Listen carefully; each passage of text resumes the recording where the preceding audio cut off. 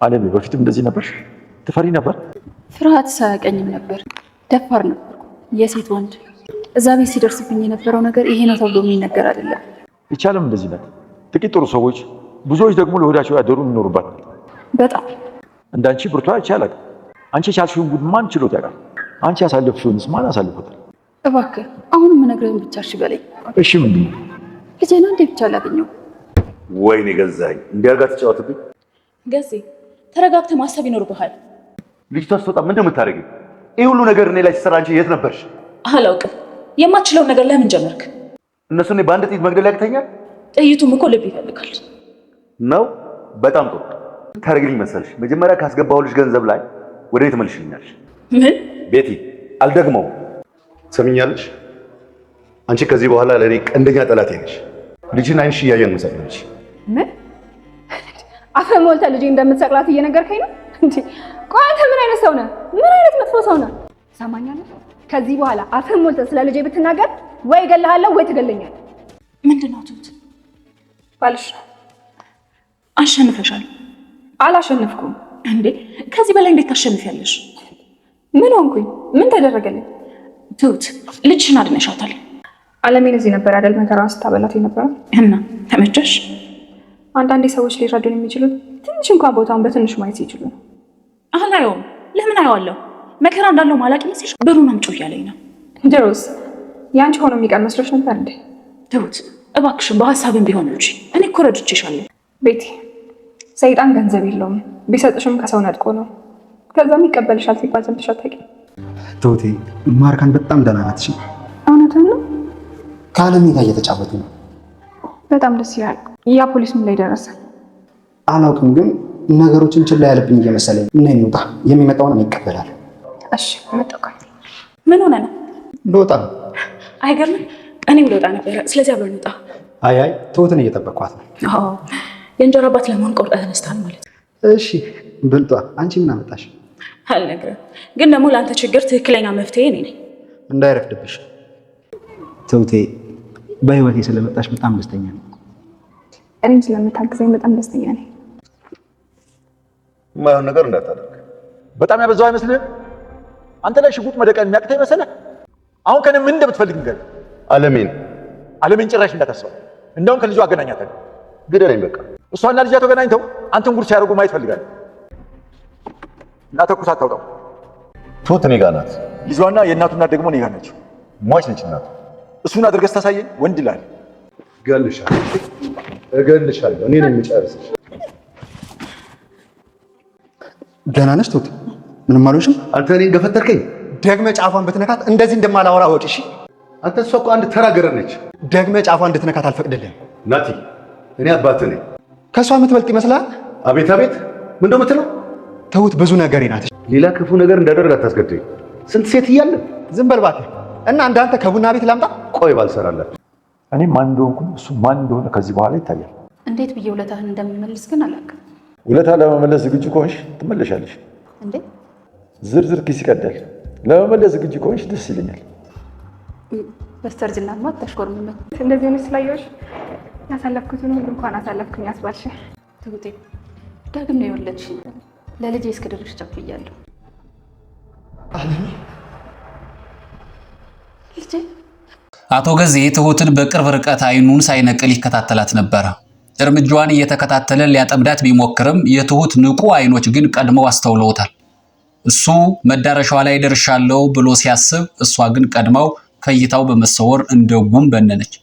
ትሁት ሁኔታዎች አልተመቻቹም፣ ወደ ኋላ ተመለሱ የሚል መርዶ ስታረዳቸው የዓለም የጨለመ መሰላት።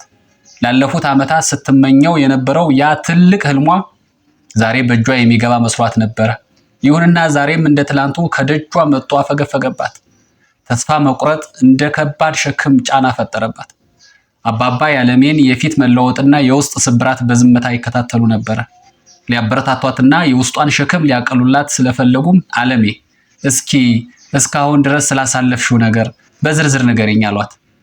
ዓለሜ ከልቧ ያለቀሰች የገጠማትን እያንዳንዱን መሰናክል፣ የታገሰችውን መከራና ያለፈችውን አቀበት አንድም ሳታስቀር ዘረገበችላቸው። አባባ በትረካዋ ተገርመውና ተደንቀው በጥሞና አዳመጧት። ትረካዋን ስትጨርስም ይህ ሁሉ አልፎ አንቺ እዚህ መቆምሽ ራሱ ታምር ነው። ሌላ ሰው ቢሆን ኑሮ ገና ድሮ ነበር እጁን የሚሰጠው። አንቺ ግን ብርቱ ነሽ አሏት። ቀጠል አድርገውም ይህን ሁሉ ፈተና ተቋቁመሽ ለድል ለጥቂት እርምጃዎች ሲቀሩሽ ተስፋ መቁረጥ ላንቺ አይመጥንሽም፣ ጽናትሽን እስከ መጨረሻው አጽኚ በማለት የመከሯት ቃል ልቧን አራሰው። ዓለሜም ትልቅ መጽናናት አገኘች። አቶ ገዜ በትሁት ላይ የነበረው እቅድ መና በመቅረቱ ንዴቱ ከቁጥጥር ውጭ ሆነ።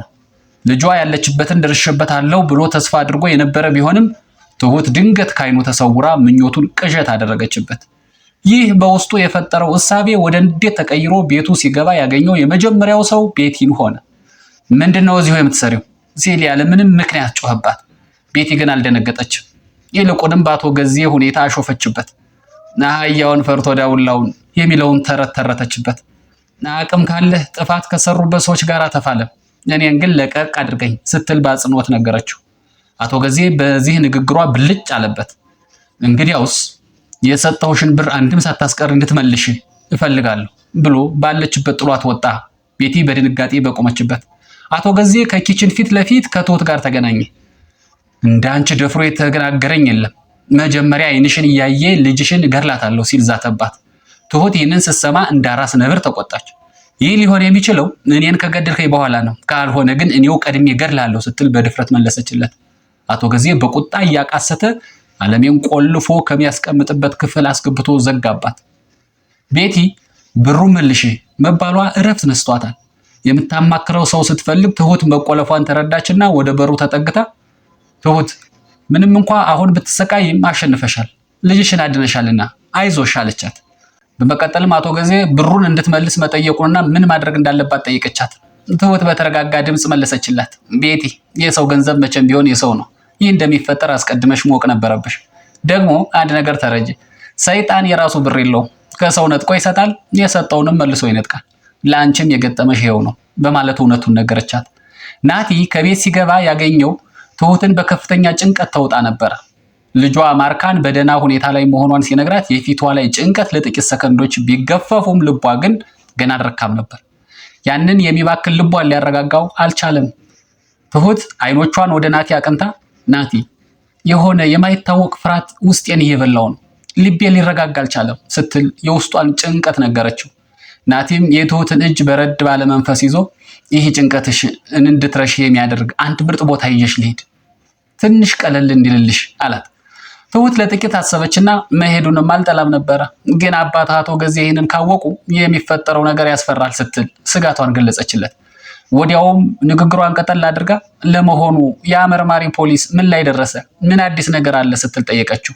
ናቲ ፊቱ ላይ የጥርጣሬ ጥላ እያረፈ ጠይቄው ነበር፣ ግን የሆነ በጣም የተለሳለሰ ይመስላል፣ አካሄዱ ምንም አላመረኝም ማለት።